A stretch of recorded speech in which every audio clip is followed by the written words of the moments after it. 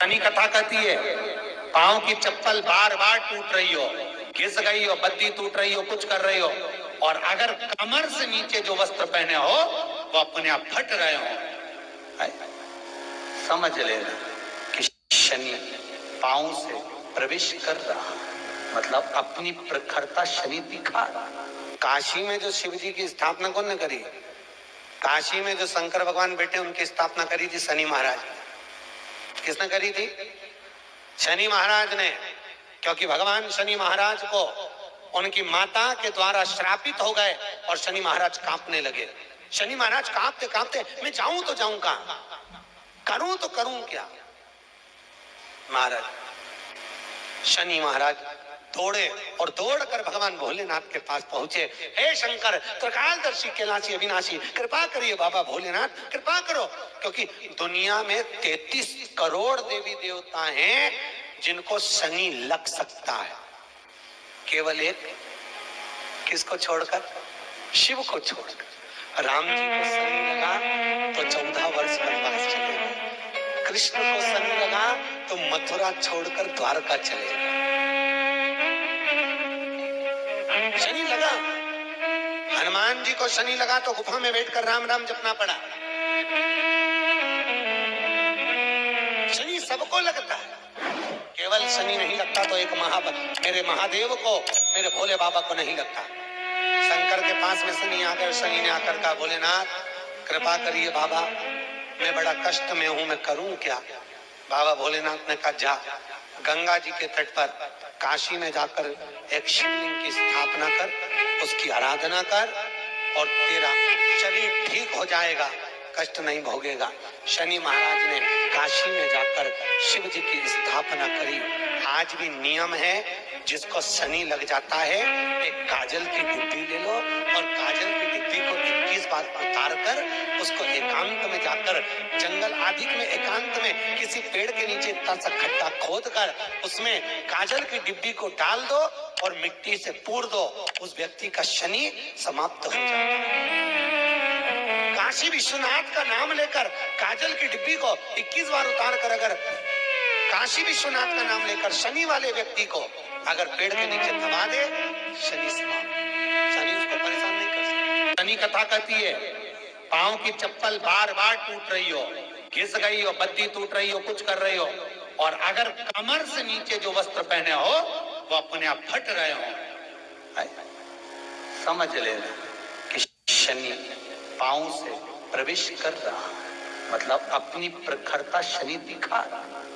फटे हुए वस्त्र धारण करने वाले का भाग्य भी फटे हुए वस्त्र की तरह, जैसे फटा हुआ कपड़े का रेसा रेसा निकलता है, उसी तरह फटे हुए वस्त्र धारण करने वाले की भी जिंदगी में परिश्रम का रेशा निकलता रहता है, पर उसको सुख का भान नहीं होता।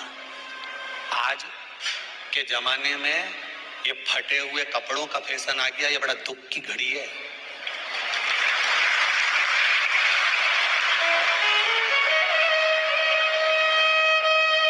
ये बड़ी दुख की घड़ी है महाराज, और लोग उसको फैशन समझ रहे हैं। पहले तो कम फटा होता था, और आज के जमाने में तो इतना इतना फट गया, ऐसा लगता है कि दिवाली का बम चलाने गया था दीपावली पे और बम कपड़ों के बीच में से फट गया। इसलिए वो कपड़े कब पहनेंगे तो न पहन लिए। शास्त्र कह रहा है, लक्ष्मी कह रही है माता पार्वती को कि 2 जगह पर अगर ये 2 क्रम जिस जीव के होते हैं उसके पास में से लक्ष्मी 5 साल में, हम कई बार कहते हैं इन बच्चों को नहीं मालूम, इन नवयुवक लड़कों को नहीं मालूम, इन नवयुवक बेटियों को नहीं मालूम कि फटे हुए कपड़े पहनने का फल क्या है। आज नहीं, विवाह कर कर जब जाएगी तो मायके से जब ससुराल जाएगी तो उन्हें कुंवारी अवस्था में तो खूब फटे हुए कपड़े पहन लिया ना, मम्मी मैं तो जीन्स लूंगी ना ये लूंगी, तो खूब फटे हुए पहन, पर वहां जब जाएगी तब मालूम पड़ेगा कि रोना किसको कहते हैं। आज तो पहन लो। शनिवार शमी के वृक्ष के नीचे रहते हैं। सूर्य अस्त का समय हो, प्रदोष का समय, प्रदोष काल, शाम के समय पर कटोरी में सरसों का तेल ले लीजिए। शंकर के शिवलिंग पर किसी मंदिर में जाकर सरसों का तेल शिव पर चढ़ाएं। तेल चढ़ते समय शंकर के शिवलिंग पर त्रिपुंड बना दें।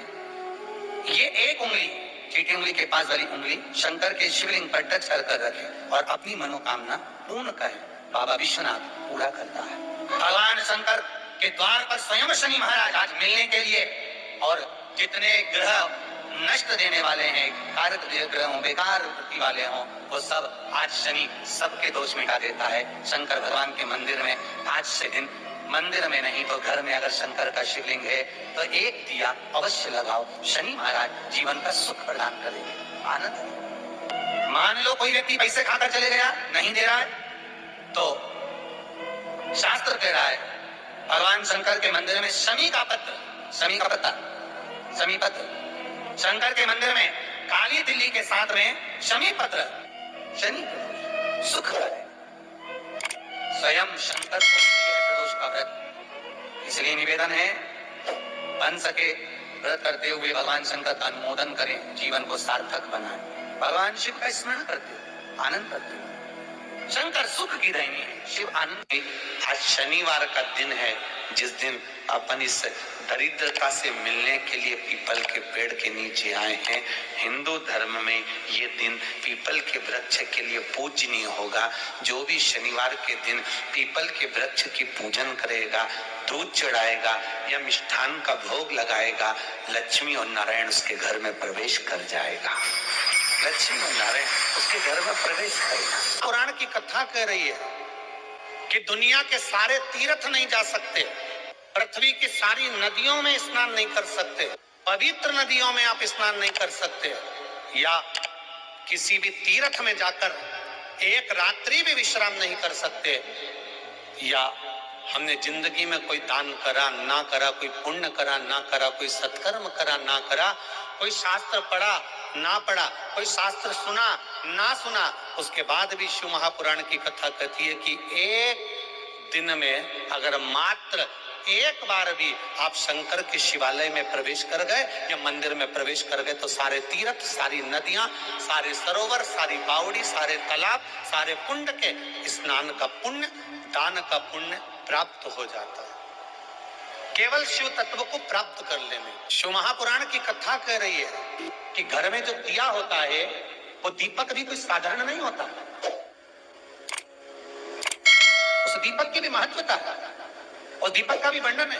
महाराज एक बात और बहुत अच्छे से सुनिएगा, शायद आपकी जिंदगी को सवार, शायद आपके जीवन को सवार।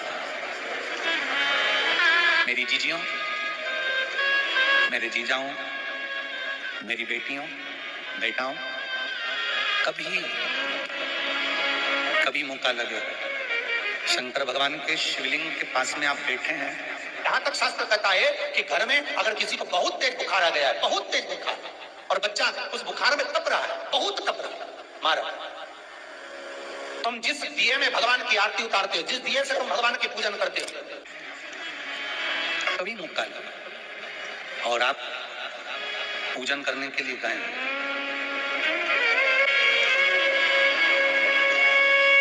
कभी पूजन करने के लिए, और आपको शंकर भगवान के शिवलिंग के पास में या शंकर भगवान के शिवलिंग के ऊपर कनेर का अगर पीला फूल देखा है ना आप लोगों ने, अरे बोलो तो जम के, देखा है?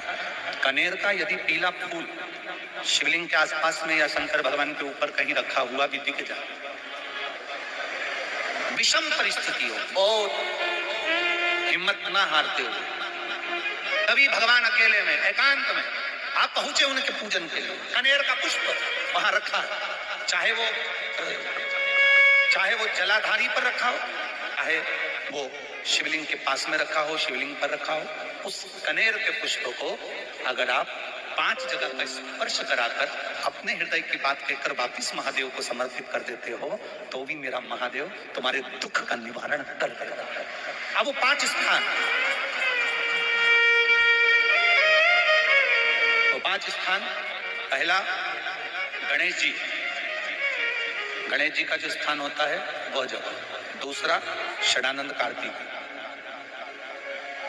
तीसरा अशोक सुंदरी वाला, चौथा जलाधारी जो ऊपर से बूंद बूंद जल नीचे गिरा रही है, जया, विषहरा, शामली बारी, दौतली, देव, शंकर जी की 5 बेटियों का, और 5वें नंबर का है शंकर भगवान के जो कैसे वर्णन किया जाए?